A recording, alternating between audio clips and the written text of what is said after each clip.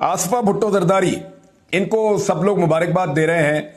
उसको इलेक्शन बिला मुकाबला जितवा दिया गया है। बड़े उम्मीदवारों को पकड़ के बिठा लिया जबरदस्ती, सबके कागजात नामजदगी मुस्तरद करवा लिए। ये कौन सा इलेक्शन था? और कमेंट नीचे बंद किए हुए हैं कि कहीं कोई आम आदमी उसके अंदर कोई शान में गुस्ताखी ना कर दे। देखिए, बेनजीर भुट्टो की औलाद ऐसी नहीं हो सकती। जुल्फकार अली भुट्टो ने इस तरह की सियासत के लिए अपनी जान की कुर्बानी नहीं दी थी। उसने तो इज्जत की खातिर कुर्बानी दी थी। उसने कहा था कि मैं तारीख के हाथों नहीं मरना चाहता। भुट्टो ने कहा था कि या तो मुझे ये मार लेंगे या मैं तारीख के हाथों मर जाऊंगा, तो मैं तारीख के हाथों नहीं मरना चाहता।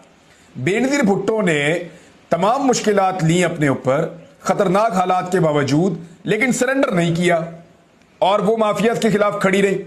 आज बेनजीर भुट्टो साहबा कभी सोच भी नहीं सकती थी कि उनकी औलाद इस लेवल पे आ जाएगी कि दबाव डालेगी, धौंस जमाएगी, बंदे उठवाएगी,